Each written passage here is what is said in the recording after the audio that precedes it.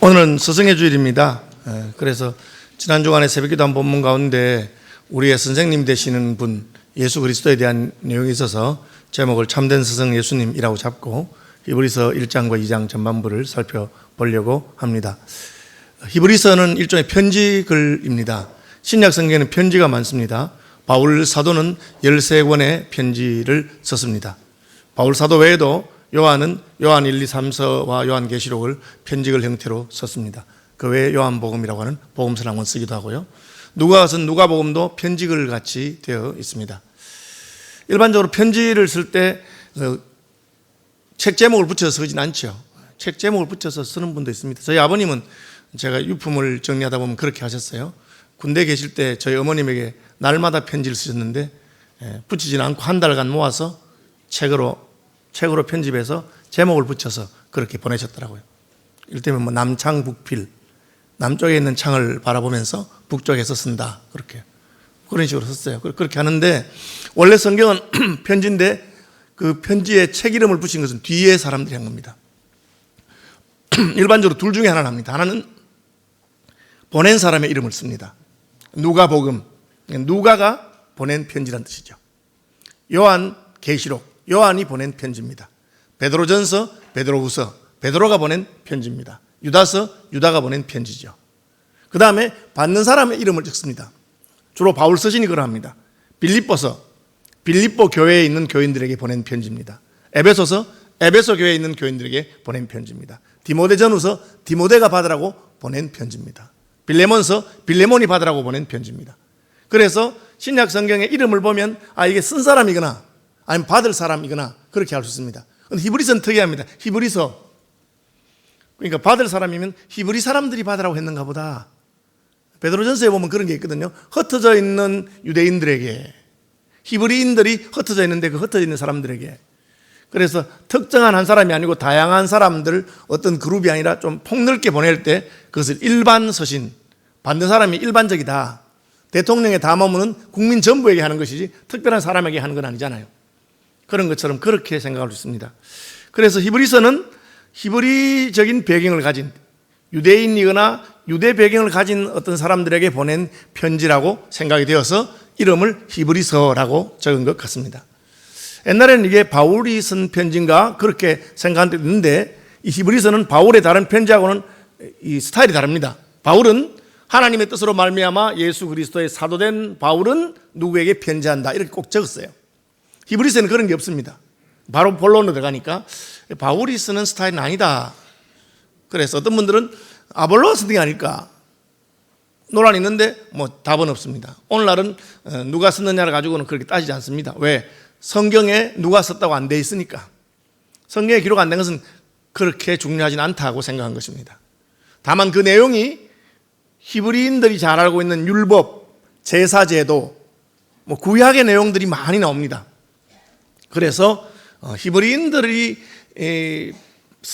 수신인이거나 아마 히브리적인 문화와 관련해서 쓴 편지니까 히브리서라고 그렇게 해놓은 것 같습니다.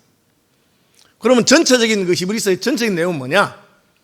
히브리인들이 알고 있는 율법, 구약의 모든 가르침, 제사제도, 그런 것은 예수님 안에서 완성되었다 하는 것입니다.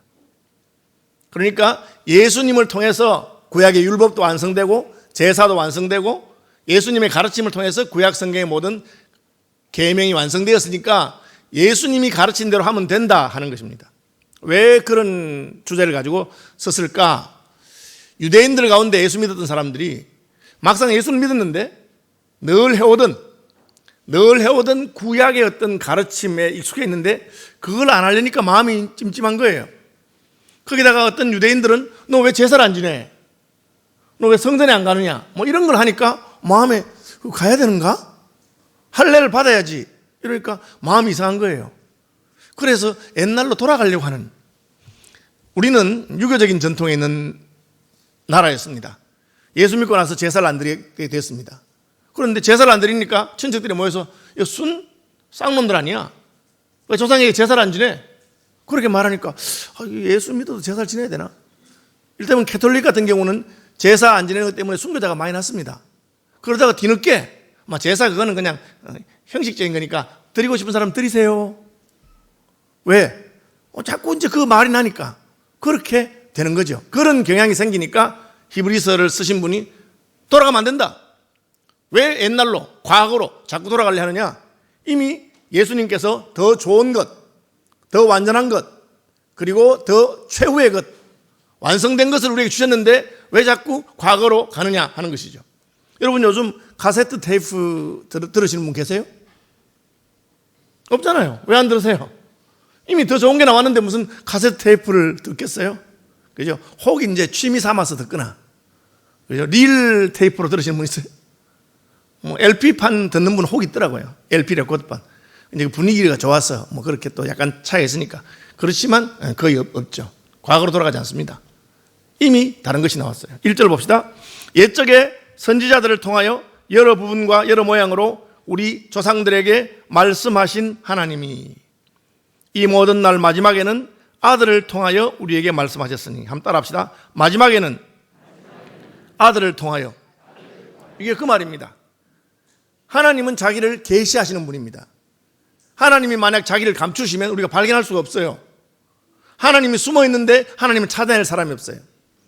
여러분 혹시 어린 시절에 숨바꼭질이라고 하는 걸 하셨는지 모르겠어요. 요즘 애들은 그것도 안 하는가 봐. 숨바꼭질 우리 많이 했죠. 이게 무슨 딴 돈이 안 들고 그냥 놀면 되니까. 숨바꼭질 할 때 제일 골치 아픈 게 뭐냐면 내가 술래가 됐는데 이 녀석이 숨어야 되는데 안 숨고 집에 가버렸어. 아무리 찾아도 없어. 그럼 못 찾잖아요. 교회당에서 같이 친구들끼리 모여 놀다가 숨바꼭질 했는데 교회당에도 숨을 구석이 얼마나 많아요. 근데 얘가 안 숨고 집에 가버린 거야. 구석구석 찾다가 알고 보니 집에 갔어. 그럼 못 찾는 거죠. 하나님이 만약에 우리의 눈을 피해서 숨으려고 마음먹으면 찾을 수 있는 인생이 아무것도 없어요. 하나님 그렇게 하시는 분이 아니다. 하나님은 자기를 드러내시고 자기에 대해서 말씀하십니다. 그것을 한번 따라합시다. 계시. 기독교는 하나님께서 자기를 계시한다는 그 가르침에서 출발한 겁니다. 하나님이 말해줘서 알지 하나님이 말 안 하면 모르는 거죠. 하나님이 어떤 분인지, 하나님은 우리를 사랑하시는지 미워하시는지,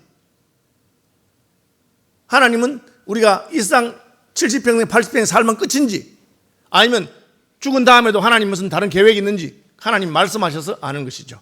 그것을 적어놓은 것입니다. 옛적에 선지자들을 통하여 여러 부분과 여러 모양으로 우리 조상들에게 말씀하셨다. 이때까지는 하나님께서 여러 부분과 여러 모양으로 우리 조상들에게 선지자를 통해서 말씀하셨다. 지금은 예수님을 보내셔서 예수님이 직접 하나님이 어떤 분인지 하나님에 대해서 말씀하신다. 그것이 히브리서의 첫 두 절입니다. 그러니까 옛날에 말씀했는 거 다 있지만 지금 예수님이 오셔서 말씀하신 것이 제일 분명하고 확실하고 온전한 것이다. 과거에는 죄를 지으면 양을 잡아서 제사드리고 어떻게 했는데 지금은 그런 거 필요 없고 예수님께서 십자가에서 친히 자기 몸을 피를 흘리셔서 우리의 제사로, 산제사로, 제물로 드리셨으니까 이제는 예수 믿으면 된다. 그래서 히브리서 10장 1절 율법은 장차 오는 좋은 일의 그림자요 참 형상이 아니다. 율법은 그림자다. 참 형상이 아니다. 11장 1절 믿음은 바라는 것들의 실상이요 보지 못하는 것들의 증거니라. 예수님이 오셨으니까 이제 예수 믿으면 된다. 그것이 히브리서 전체의 큰 그림입니다. 전에는 이렇게 했지만 지금은 예수님이 나타나셔서 무엇이 옳은지를 분명히 밝혀주셨다. 유대인들은 성경에 대해서, 구약에 대해서 열심히 공부하고 외우고 또 수많은 랍비들이 나와서 많은 해석을 했어요. 재미있는 해석들이 많아요. 그래서 이를테면 창세기 3장입니까? 아담 하와가 타락할 때 하와가 아담에게 선악과를 따먹으라 했는데 아담이 선악과를 먹었잖아요. 그럼 어떻게 해서 먹게 했을까? 그런 거 고민해가지고 세 가지 해석이 나왔어요. 1번 하와가 아담을 유혹했다. 2번 울었다. 3번 때렸다. 답은 3번이라고. 유대 남자들이 그 남자가 여자한테 넘어간 게 속이 상하니까 그런 식으로 객관식으로 해가지고 하와가 아담을 때려가지고 선악과를 먹게 시켰다. 뭐 그렇게 좋죠. 그런 재밌는 해석부터 시작해서 천지를 창조하실 때 둘째 날에는 하나님이 보시기에 좋았다라고 하는 말이 없었다. 왜 없었을까? 1번 둘째 날은 하늘과 땅이 갈라지고 바다와 육지가 갈라지니까 하나님은 나누어지는 것을 싫어하셔서 없었다. 2번 둘째 날 천사가 타락해서 사탄이 되었다. 그래서 그만 없었다. 3번, 둘째 날 하신 일이 셋째 날 가서야 완성되었기 때문에 셋째 날에 가면은 보시기 좋았다는 말이 2번 나온다. 뭐 이렇게. 그런 식으로 다양한 해석, 수많은 유대인들이 그 구약 성경을 가지고 공부도 하고 연구하면서 재미있게도 해석하고 또 신학적으로 해석하기도 하고 그런 해석들이 많습니다. 그런 책들이 수없이 많죠. 그걸 미시나라고 하는 책으로 전집도 있고 또 탈무드라고 하는 그에 따른 약간 재미있는 이야기들도 있고 그렇게 해놓은 것이죠. 그런데 히브리서는 뭐라 합니까? 그거 다 필요 없다. 뭐 구약에 뭐 그런 거 필요 없고 결론 모르겠으면 예수님, 우리 식으로 말하면 기승전 예수님, 기승전 예수님, 예수님께서 다 완성하셨다. 예수님의 가르침이 맞다. 유대인들은 이혼할 때 이혼 정서를 줘야 됩니까? 그냥 마음에 안 들면 너 나가 이렇게 하면 됩니까? 율법을 하는 사람들은 그냥 나가라면 안 되지. 나가라면 안 되지. 그냥 그래도 여자한테 나는 당신하고 이혼한다고 이혼 정서 써서 그렇게 보내줘야지. 그렇게 생각했어요. 그러니까 예수님께서 아니다. 그것은 모세가 말은 그렇게 했지만 너희가 너무 여자를 무시하고 여자들이 힘이 없는 시대에 그냥 막 쫓아내고 하니까 절대 그냥 함부로 쫓아내면 안 된다고 그렇게 한 것이지, 원래 하나님의 뜻은 결혼했으면 둘이 합해서 한 몸이 되는 것이지 이혼하는 것을 기뻐하는 건 아니다. 살인하지 말라고 한 것도 사람만 안 죽이면 무슨 짓을 해도 다 된다, 그런 뜻 아니다. 형제를 미워하는 것도 하나님 보시기에는 마음으로 이미 살인한 것이다. 여자를 보고 나쁜 생각하면 그것이 바로 마음으로 간통하고 같다, 그렇게 가르친 것입니다. 그러니까 구약의 모든 율법 여러분 다 몰라도 돼요. 그냥 예수님이 뭐라고 말씀하셨는가, 그럼 어떻게 살면 됩니까?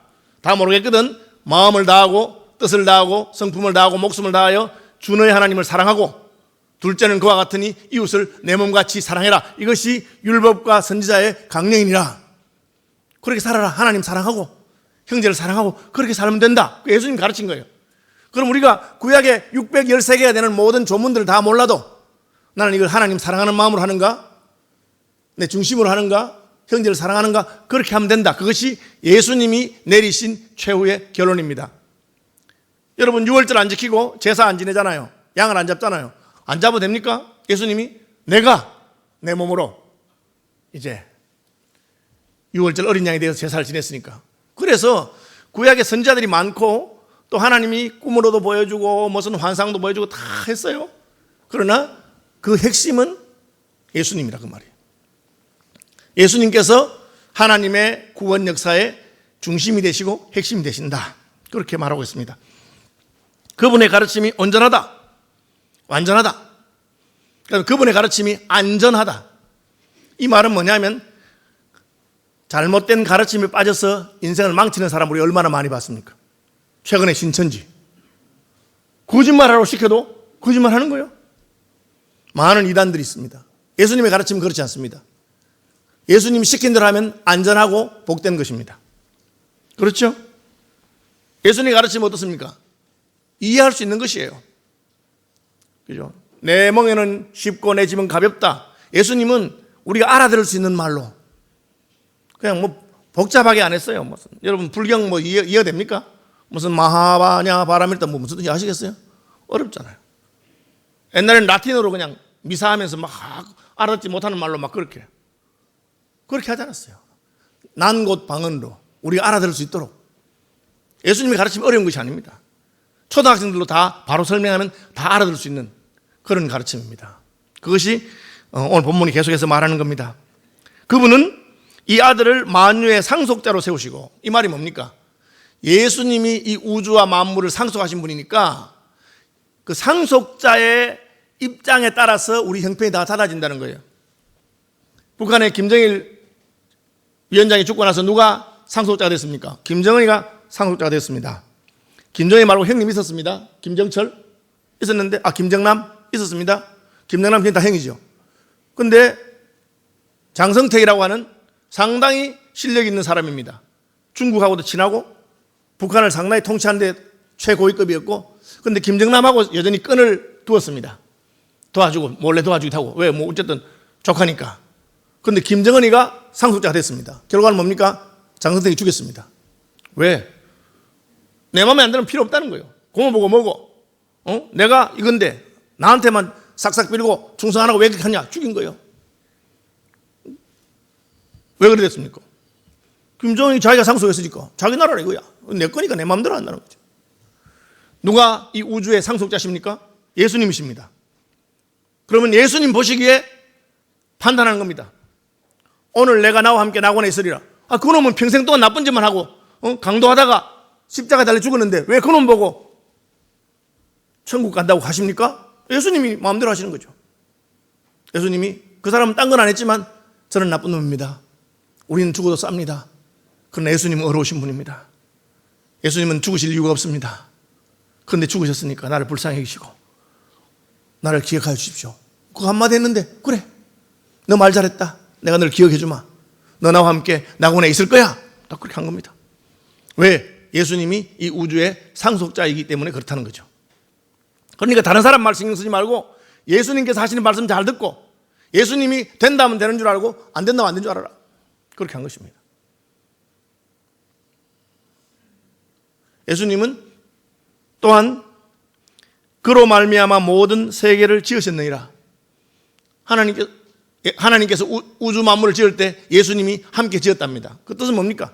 예수님이 지었기 때문에 예수님께서 왜 그것을 만들었는지 제일 잘 아신다는 뜻이죠. 우리가 무슨 물건을 사는데 이 부분은 왜 있는지 전혀 모르겠어요. 그럼 우리가 충분히 못 쓰는 거죠. 저는 핸드폰을 가지고 있습니다. 그러나 핸드폰의 기능을 절반도 저는 모르는 것 같아요. 그냥 전화 받고 그냥 사진 보내고 사진 찍고 그것만 하죠. 그런데 그 외에 모르는 수많은 기능도 있을 거예요. 누가 압니까? 만든 사람이 알고 있죠. 예수님께서는 우주와 만물을 만드신 분입니다. 그러니까 무엇이 옳은지 어떻게 되는 게 좋은지 다 알고 있습니다. 남자와 여자를 일부일체대로 지으신 이유가 무엇인지 그 주님이 아시죠. 그걸 말하고 있는 것입니다. 그러니까 딴 사람 말 듣지 말고 예수님 말씀 들으면 된다. 근데 별별 사이비들이 다 나타나서 뭐 자기가 성경을 여러분 잘 모르니까 내가 가르친 대로 따라가세요. 뭐 예수님께서는 온전하지 못하고 실패하셨으니까 우리가 완성합니다. 심지어 그런 주장을 했어요. 예수님이 한을 품고 죽으셨으니까 그 한을 풀러 오신 분이 문선명 선생님이다. 아니다. 정명석 선생이다. 요즘은 뭐 이만희 선생이다. 뭐 그런 식으로. 그거 필요 없다.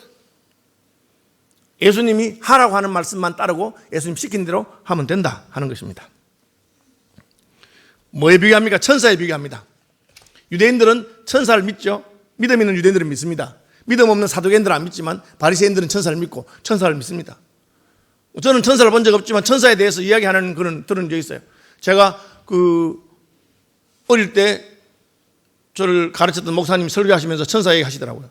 어느 전도자가 있는데 전도자가 산골짜기 다니면서 다 이렇게 전도하는데 이제 그날도 시골 동네마다 다 전도하고 집으로 돌아오는 길에 보니까 어디서 밥 짓는 연기가 저녁이 다 돼가는데 연기가 올라와서 보니까 저기 골짜기 어느 구석에 연기 올라오는데 거기 집이 있는 줄 몰라서 자기가. 그래서 거기가 전도했다 보니까 이 계곡 밑이라서 절벽처럼 돼 있어 너무 경사가 심한 거예요. 이거 내가 내려갈 수 있겠나? 내려가다가 이렇게 굴러 떨어질 것 같은 그런 경사였어요. 그래서 그때까지 못 간 거예요. 그래서 기도하고 하나님 제가 이때까지 늘 다니면서도 저기 집이 있는지 몰라 전도 못 했는데 마침 연기가 올라와서 제가 보고 가는데 하나님 저를 지켜주세요 하고는 조심조심해서 목숨을 걸고 내려가서 그 집에 사는 분들에게 복음을 전하고 그분들이 예수 믿게 됐어요. 예수 믿고 나서 이제 그분이 이제 갈래 하니까 물어보는 거예요. 아까 같이 오신 분 어디 가셨습니까? 저 혼자 봤는데요. 아니, 그럴 리가 있습니까? 제가 절벽을 내려오는 걸 보고 깜짝 놀라서 저 위험한데 어떻게 오나 보니까 아주 튼튼하게 생긴 어떤 분이 선생님 손을 꼭 잡고 같이 내려오시던데요. 그분 어디 가셨냐고. 그래서 그제서야 이분이 어머나 천사가 나를 잡고 계시는구나. 성경에 보면 가난한 자 약한 자들 무시하지 마라. 그 사람들의 천사가 하나님을 뵙느니라. 그런 말씀도 있단 말이에요. 그렇죠. 그러니까 천사 하면 얼마나 놀랐겠어요. 야, 천사가 하는구나. 그렇게. 그런데 히브리서는 천사 가지고 놀라지 말아라. 예수님은 천사보다 훨씬 더 위대한 분이다. 천사는 그냥 심부름꾼이고 예수님 누구냐? 하나님의 아들이다. 여러분, 히브리어 어법의 아들이라고 하는 것은 아버지하고 같다는 동격의 의미입니다. 요한의 아들 시모나 하면 요한 가문의 사람이기 때문에 요한과 같다 그런 뜻입니다. 사람의 아들이란 말은 사람이라는 뜻이고 하나님의 아들이란 말은 하나님이라는 뜻입니다. 예수님이 자신을 하나님의 아들이 하니까 유대인들이 화가 나가지고 저게 자기를 보고 하나님이라 한다. 하나님과 동격을 한다. 그래서 예수님을 신성모독으로 십자가에 못 박은 것입니다. 그 얘기 다시 하는 겁니다. 신성모독 아니다. 예수님 하나님 맞다. 그분이 하나님의 아들이시다. 천사 정도하고는 비교가 안 되는 분이다. 천사보다 훨씬 뛰어나고 위대한 분이다. 그렇게 이야기하고 있습니다. 그래서 천사 이야기 쭉 하면서 천사들은 바람으로 불꽃으로 이게 뭡니까? 하나님이 등장하는데 배경이죠. 시청각적으로. 하나님 등장하는데 바람처럼 불꽃처럼 그냥 배경이 되는 그런 여러분 그 가수가 노래하면 뒤에 서서 막 춤추는 사람 있잖아요. 그 뭐랍니까? 뒤에서. 그지? 백댄서. 천사는 그런 거예요. 예수님은 그분이 바로 주인공이다. 그분이 바로 하나님의 아들이다. 그러면서 천지와 만물을 지을 때부터 했다. 그 말을 하고 있는 것입니다. 다시 돌아가서 오늘이 스승의 주일입니다. 스승의 주일에 우리가 예수님에 대해 생각하면 어떤 것을 알 수 있습니까? 예수님이 참된 스승이시구나. 첫째로 그분의 가르침은 진실됩니다. 여러분 거짓말하는 사람도 있잖아요. 자기의 유익을 위해서 똑같은 내용이라도 약간 이렇게.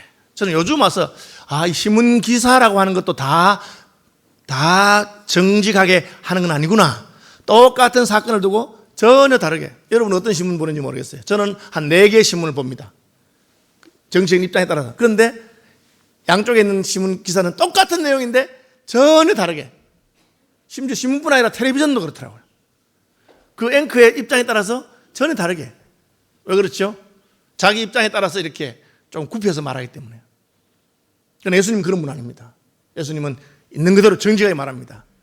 어떤 청년이 와서 선한 선생님 어떻게 해야 구원 얻겠습니까? 예수님 뭐라 하십니까? 왜 날 보고 선하다 하느냐? 예수님 선한 분 아니에요. 그런데 왜 그렇게 말씀하십니까? 여러분 선하다고 하는 것은 지식을 많이 알거나 혹은 바른 걸 말하지 않습니다. 선하다고 하는 것은 하나님이 결정하는 것입니다. 그래서 예수님은 하나님 한 분 외에는 선한 분이 없거늘 날 보고 왜 선하다 하느냐? 아담 하와가 선악과를 따먹은 것이 왜 잘못입니까? 자신들이 선과 악을 결정하겠다는 뜻이죠. 오늘날은 누가 선합니까? 내가 선하죠. 전부 다. 내 마음에 들면 선한 것이고 내 마음에 들면 옳은 것입니다. 내가 좋아하면 그게 옳은 것이죠. 심지어 설교를 들어도 내 마음에 들면 그 설교가 내 마음에 들면 은혜 받았다 하고 내 마음에 안 들면 기분 나쁘고. 그런데 예수님은 하나님 한 분만이 선하시다. 그렇게. 그러니까 예수님의 가르침은 진실된 것입니다. 오늘날의 많은 가르침은 자기의 마음에 따라서 자기의 선입장에 따라서 조금씩 굽어집니다. 그러니까 저는 거기에 속지 않기 위해서 정치적인 입장도 스펙트럼을 두고 같이 보고 이 사람이 이렇게 말하고 저 사람이 이렇게 말하고 아마 그 중간에 어디 있으려는가 그렇게 생각하는 것이죠. 가르치는 내용이 온전합니다. 그리고 그 가르치는 내용이 우리를 위한 것입니다. 그 가르침을 따르면 안전합니다. 그리고 복됩니다. 예수님의 가르침은 우리에게 유익을 주고 복을 주는 것입니다. 여러분 약장사라는 말 들었죠? 약장사. 약장사는 뭡니까? 말은 잘해. 잘하는데 결국 듣고 보면 뭡니까? 약사라는 거죠. 그런데 그 약은 아무 효과가 없는 약이에요. 결국은 자기 돈 벌기 위해서 우리 속이려고 하는 그런 가르침도 있을 수가 있습니다. 이번 우리가 신천지의 정체가 드러나면서 우리가 저런 걸 가르치는구나. 거짓말해도 괜찮다고 가르치고 속여도 괜찮다고 가르치고. 성경에는 뭐라고 되어 있습니까? 거짓말하는 자들은 유황불못에 들어갈 것이다. 그렇게 되어 있어요. 그런데 그렇게 가르칩니다. 여기서 거짓말한다는 것은 현재형인데 의도적으로 지속적으로 반복적으로 거짓말하는 거예요. 우리도 거짓말할 실수로. 그건 하고는 잘못했구나. 거짓말 해놓고는 잘못했다 생각 안 해. 그것이 모략이다. 잘했다. 상대방을 얻기 위해서 자기 직업도 섬기고 교회도 섬기고 그렇게 합니다. 예수님은 그렇지 않습니다. 예수님의 가르침은 옳고 바르고 진실된 것입니다. 그럼 예수님은 어떤 분입니까? 좋은 선생님으로서 우리를 잘 가르쳐주기 위해서 우리와 같이 되셨습니다. 아무리 옳은 말이면 뭐합니까? 못 알아듣겠는데. 저희 집사람이 저하고 약혼하고 이제 결혼 날짜 잡아놓고 제 설교를 처음 들었습니다. 우리 그 대전 한남대학교에서 한 SFC 수양회 때 제가 기도회 인도할 때 설교를 들었는데 설교를 듣고 우리 사람이 한숨이 너무 나와서 앞으로 내 인생이 참 괴롭겠구나. 저분 설교를 내가 평생 들어야 되는구나. 왜? 제가 틀린 말 한 거 아니었어요? 그런데 무슨 말을 하는지 하나도 못 알아들었대요. 왜? 나도 내가 무슨 말 하는지 모르고 설교했는데 집사람이 어떻게 자기가 내가 무슨 말인지 알겠어요. 여러분 설교가 너무 어렵거든. 저 목사님이 지금 자기가 하는 말이 뭔지 이해가 안 되시는구나. 그렇게 하면 돼요. 예수님 가르치면 쉽습니다. 어렵지 않습니다. 아이들로 들어도 알 수 있도록 그렇게 하십니다. 왜? 좋은 선생님이기 때문에. 그리고 제자들이 이게 무슨 뜻입니까 모르겠습니다 하면 따로 불러서 또 복습도 해줍니다. 반복해서 가르치시고 깨닫도록 해주고, 그래도 모르면 내가 성령을 보낼 테니까 성령께 물어봐라. 가르친다. 여러분 목사님 무슨 설교를 하는데 도무지 이해가 안 되고 어렵고 그러면 별로 중요한 거 아니에요. 여러분이 기도하면서 하나님 오늘 이렇게 말씀하시는데 그 말씀이 옳습니까? 물어보면 하나님께서 마음에 딱 깨달음을 주고 그렇구나, 나도 그렇게 살아야 되겠다. 힘들지 않아요. 그런데 뭐 말을 자꾸 꼬는데 이게 무슨 말인지 결국 따라가 보면 뭐 자기한테 잘해라 뭐 그런 말, 그런 정직한 말도 아니고 옳은 말도 아니에요. 예수님께서는 참된 교훈을 우리가 알아들을 수 있도록 한번 따라합시다. 눈높이 하나님. 사람이 되신 이유가 뭡니까? 우리의 입장에 서서 우리와 같이 되셔서 우리의 고난을 경험하시면서 하는 거예요. 예수님이 왜 좋은 선생님입니까? 그분은 말만 하는 분이 아니고 실제로 본을 보이시고 그렇게 사신 분입니다. 무엇을 먹을까 무엇을 입을까 염려하지 마라. 그래 놓고 예수님은 늘 염려하고 그렇게 하지 않습니다. 예수님은 염려하지 않습니다. 그냥 있는 걸 가지고 여우도 굴이 있고 공중에서도 기들 곳이 있지만 인자는 머리 둘 곳이 없다. 염려하지 않습니다. 그러면서 너희도 하나님께 맡겨 살아라. 그렇게 말씀하신 분이시죠. 본을 보이신 분이십니다. 자기가 먼저 그 길을 가시면서 누구든지 내 제자가 되려거든 자기를 부인하고 자기 십자가를 지고 나를 따를 것이니라. 십자가를 지고 따르라 했으면 예수님 먼저 가셔서 십자가를 치신 것입니다. 아버지께서 내게 주시는 잔을 내가 어찌 마시지 않겠느냐. 좋은 선생님이시죠. 예수님 그렇게 살아가신 분입니다. 탁월한 방법으로 가르치셨습니다. 그 가르침을 깨닫게 하기 위해서 기적도 보여주시고, 보리떡 5개가 왜 5,000명이 먹고 남았습니까? 예수님께서는 내가 바로 생명의 떡이라는 거예요. 보리떡 5개 혼자 먹어야 되는데 5,000명이 먹고 남았어요. 저는 어릴 때 예수님 혼자 죽었는데 왜 전 세계 모든 사람이 다 죄사함 받고 용서받나? 그거 이해가 안 될 때 있었어요. 그 예수님이 보여준 거 내가 생명의 떡인데, 내가 주는 생명의 떡이 어떠냐면 한 사람이 먹는다고 끝나는 게 아니고 거기 있는 사람 다 먹어도 남는다. 하나님께로부터 주시는 생명의 떡이죠. 예수님의 생명은 그런 생명입니다. 한 사람에게 주면 끝나는 게 아니고 누구든지 목마르거든 내게로 와서 마시고 수고하고 무거운 짐자 누구든지 와도 할 수 있는 것이죠. 그것을 실제로 보여주었어요. 그걸 보기 전에는 예수님 혼자 죽었는데 우리가 어떻게 다 용서받나 싶었는데 그 보리떡 사건 딱 있으면서 예수님이 내가 바로 생명의 떡이니라. 먹어도 계속 나오는 것이죠. 그것이 하나님께서 주시는 생명이요, 하나님 주신 용서함이라. 그런 걸 깨닫게 되는 것입니다. 그걸 가르쳐주기 위해서 표적도 보여주시고 비유도 설명하시고 그렇게 하는 분입니다. 결론은 뭡니까? 예수님이 참된 선생님이다. 어떻게 해야 됩니까? 우리는 그 선생님 예수님 말씀하신 대로 따라야 되는 것입니다. 여러분 좋은 선생님께 배운다는 게 참 놀라운 거예요. 저는 수학을 좋아해서 대학 입학할 때 한 다음에도 수학 세계라고 하는 잡지 사볼 정도로 수학을 잘했어요. 그러나 목사가 되면서 이제는 수학은 끝나고 안 했죠. 우리 애들이 이제 영국에서 와서 초등학교 때는 별로 어려움이 없었는데 중학교 때 가니까 이제 수학을 공부해야 되잖아요. 제가 직접 가르쳤어요. 1학년, 2학년 때까지는 괜찮더라고. 그런데 이제 3학년쯤 돼서 무슨 삼각함수가 나오고 하니까 기억이 잘 안 나. 못 가르치겠는 거라. 그런데 그때 저희 교회에 장학사 하시는 장로님 계시는데 수학 전공하시는 분이셨어요. 수학 선생님 하다가 장학사 하신 분이에요. 수학 선생님 중에서는 아주 똑똑한 분이라야 장학사 되는 거예요. 지금은 아마 교장 선생님이고 은퇴하시는 것 같습니다. 제가 그 장로님 부탁했어요. 우리 아들 수학을 내가 가르치다가 제가 도저히 못 가르치겠는데 1시간만 가르치십시오. 여러분 놀라지 마시고 30분 딱 가르치니까 걔가 그 개념이 이해가 되는 거예요. 기초부터 잘 설명해. 그 제가 선생님이라고 다 같은 선생님이 아니구나. 참 저렇게 이해하고 쉽게 잘 가르치는 선생님도 있구나 하는 깨닫게 됐습니다. 예수님이 그러신 분입니다. 그래서 우리는 예수님한테 가서 배우면 됩니다. 괜히 무슨 여기 성경 공부 저기 성경 공부 필요 없고 딱 주님 앞에 겸손한 마음으로 주님 제가 하나님 말씀 읽을 때마다 제게 깨달음을 주시고 가르쳐 주십시오. 성령을 보내셔서 선생님이 되게 해주십시오 하면은 하나님께서 마음에 깨닫는 거예요. 저는 설교 준비할 때 그렇게 합니다. 주석이 얼마나 많겠어. 그러나 마지막에는 하나님 한 개라도 하나라도 주님께서 원하시는 말씀을 가르쳐 주십시오 하고 그렇게 겸손하게. 그러면 내가 생각도 못했던 그런 것들을 깨닫게 해주시고 알려주시는 경우가 종종 있습니다. 적용입니다. 우리 어떻게 살아야 될까요? 예수님께 나가서 예수님께 배워야 되겠죠. 그리고 예수님의 본을 따라야 되겠죠. 그리고 예수님이 우리를 가르친 것처럼 우리가 우리의 다음 세대들을 가르쳐야 합니다. 하나님 말씀을 쉽게 이해할 수 있도록 그들이 알아듣는 용어로 교회가 그렇게 가르쳐야 됩니다. 제가 어릴 때는 어른들이 설명 안 해주고 무조건 그냥 믿어. 무조건 그냥 주일 성수하고 뭐하고 그렇게 살아. 11주 생활하고 살아. 이유를 모르는. 잘 설명해 주면 됩니다. 그렇게 사는 것이 그렇게 살자는 것 더 복되다. 거짓말하면 금방은 네게 이익이 오는 것 같지만 하나님이 살아계시기 때문에 예수 믿는 사람은 거짓말하며 살아가지고는 복이 없다. 그렇게 설명을 차근차근 깨닫게 되면 기쁜 마음으로 따라갈 수 있는 것입니다. 여러분의 자녀들이 우리가 예수님을 스승으로 삼은 것처럼 그 아이들도 예수님을 스승으로 삼으면서 갈 수 있도록 기도하고 본을 보이고 함께 가르치는 그런 여러분이 되시고 서울시민교회 되기를 축복합니다.